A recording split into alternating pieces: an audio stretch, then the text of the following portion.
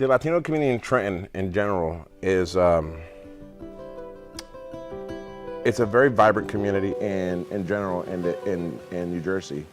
Is it's actually the biggest of the Latino communities throughout the state.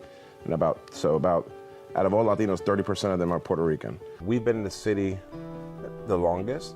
Puerto Ricans have been here since the 1930s and 40s.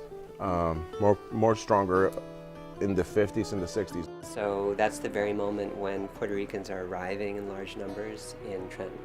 The city archives, there's no information. There's only one housing survey of Puerto Ricans, one document. So there's no historical record of this huge group of people who's been living in Trenton since the 1950s. We haven't captured our history.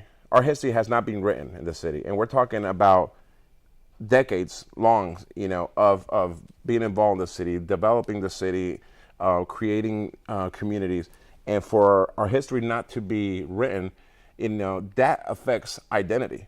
When future generations start looking into who they are and asking those deep questions of who am I, what have my people done, what do I represent? If they don't have something that they can look at, review, study, watch, listen, then they're really not going to go, they don't have much to go on except for maybe what they heard over dinner with their parents. When they arrived in Trenton in the 50s or 60s, there was no bilingual education, there was no masses in Spanish at the Catholic Church, there were no daycare centers for Latino kids, there was no vocational education for Latinos who wanted to get educated, to learn a trade. Even the government paperwork, everything was in English. So these groups of people since the 50s have been working really hard to kind of pave the way and make things easier for future immigrants. It's very easy for Americans to kind of look at some of the images coming across the TV screen and jump to conclusions about why this is the crisis that it is. And I think often Americans point to basic kind of stereotypes and racist frameworks for understanding why this is such a crisis. Unfortunately, we've had a bad reputation now for being more involved into what gangs and stuff like that, because the urban environment in which we live in has made, just in general, anyone living in these environments have to survive at times, and then poverty, concentrated poverty, low education leads to crime, Unfortunately, that's where a lot of concentrated Puerto Ricans are living in, and for those reasons, that's like what people get to see. I have just come to appreciate so much the enormous barriers and obstacles and racism that Puerto Ricans have faced living in Trenton since the 1950s, and that's why it got me so excited about telling these stories.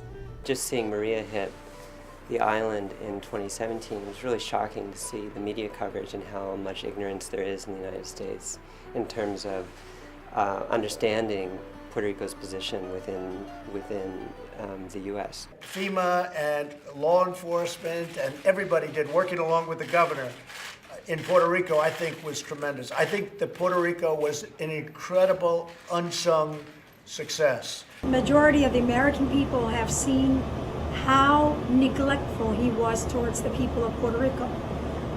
If he calls a success or an unsung success 3,000 people dying on his watch, definitely he doesn't know what success is. Last year when the hurricane hit, they raised so much money to help Puerto Rico, thousands of dollars, and just one big night and different galas that they've had, and a big airlift of food and water that they sent back to the islands. If you were there, you would see how much pride they have in the Puerto Rican flags waving, and you guys saw it a little bit at the flag raising, but in the music and and loyalty and deeply caring about the island.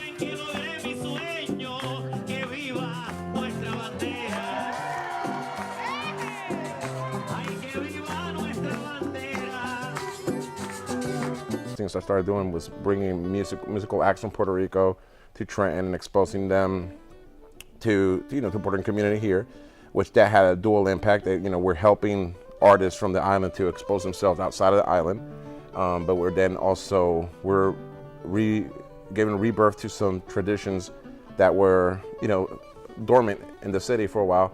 What we're learning is how much the Puerto Rican members kind of pave the way for future groups of Latinos. My tool to connect these communities. When I say to connect the older generation with the younger generation, and to also connect Puerto Ricans with other communities, my instruments have been arts and music. It's simply, it's a universal language, number one, and it's just something that people enjoy. We get caught up in routines of life, but it's through the arts and the music that people come together at times, whether it is, just listening to a song that has a beautiful melody and a great message in it, or you're looking at a painting that sparks an amazing conversation. So those are tools that I like to use because it allows creativity to happen, but it doesn't have no barriers. It doesn't have an age group attached to it. It doesn't have any of that stuff attached to it, and it can move into the cultures, and people appreciate it.